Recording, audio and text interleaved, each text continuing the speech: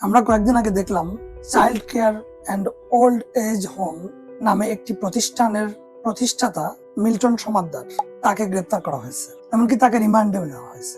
Milton Samaddar বেশ কিছুদিন থেকে সামাজিক যোগাযোগ মাধ্যমে দুস্থ ব্যক্তিদের সহায়তার নামে নানা ধরনের প্রচার প্রচারণা করে আসছিলেন। তিনি একজন স্টারে পরিণত হয়েছিলেন।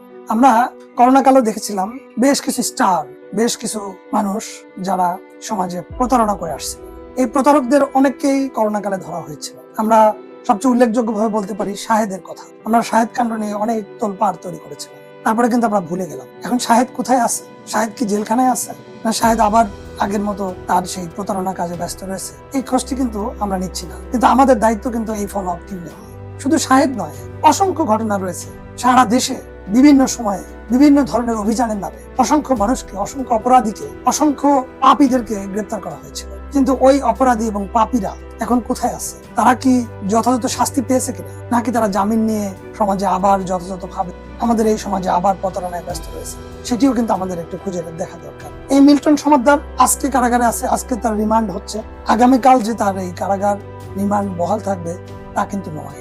আবার এই মিল্টন সমাদ্দার নতুন করে আরেকটি প্রতারণার ফাঁদ পাতবে না, এর কোনো প্রমাণ আমাদের কাছে নেই। এই বিশ্বাসটি আমরা করতেই পারি না, কারণ এই শাহেদ, এই মিল্টন সমাদ্দার, এরা সমাজের জন্য একজন প্রতারক। প্রতারণা করে চলাই তাদের মূল দায়িত্ব, মূল কাজ মনে করে।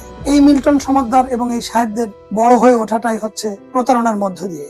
এখনো খুঁজে দেখুন সারা দেশে অসংখ্য প্রতারক যারা এরকম প্রতারণা করে করে বড় হয়েছে, তারা এখন সমাজের স্টারে পরিণত হয়েছে। তারা এখন দুস্থদের পাশে দাঁড়াচ্ছে, তারা এখন মানবিক সেবা দিচ্ছে। এরকম অসংখ্য রয়েছে। এদের টাকার উৎসটা একটু খুঁজে দেখা উচিত, এদের লাইফ স্টাইল একটু দেখা উচিত, গভীরভাবে দেখা উচিত। যখন দেয়ালে পিঠ থেকে যায় তখন কিন্তু আমরা এগুলো দেখি এবং তাদেরকে আমরা গ্রেপ্তার করি, তাদেরকে আমরা আইনের আওতায় আনি। আমি আহ্বান জানাবো যে আপনারা আইন শৃঙ্খলা রক্ষাকারী বাহিনী, আপনারা অবশ্যই তৎপর, আমি বিশ্বাস করি, এবং আপনাদের এই তৎপরতা আমাদেরকে আশাবাদ জাগায়, আমাদেরকে সাহস যোগায়। কিন্তু আমি এটিও দাবি করব, এটিও আবেদন জানাবো যে এরকম অসংখ্য মিল্টন সমাদ্দার আমাদের সমাজে বিভিন্ন জায়গায় ঘুরে বেড়াচ্ছে, তাদেরকে অতি দ্রুত আইনের আওতায় আনুন এবং আইনের কোনো ফাঁক দিয়ে তারা যেন আবারও বের না হয়ে প্রতারণায় আবার নিজেকে সামিল করে। এই শাহেদ এবং এই মিল্টন সমাদ্দারদেরকে এমন ভাবে শাস্তি দেওয়া উচিত, এমন উপযুক্ত শাস্তি দেওয়া উচিত যাতে পৃথিবীতে দৃষ্টান্ত হয়ে থাকে, যাতে এই মানবিক দুস্থ ব্যক্তিদেরকে নিয়ে কেউ আর এইরকম প্রতারণার ফাঁদ না আটে।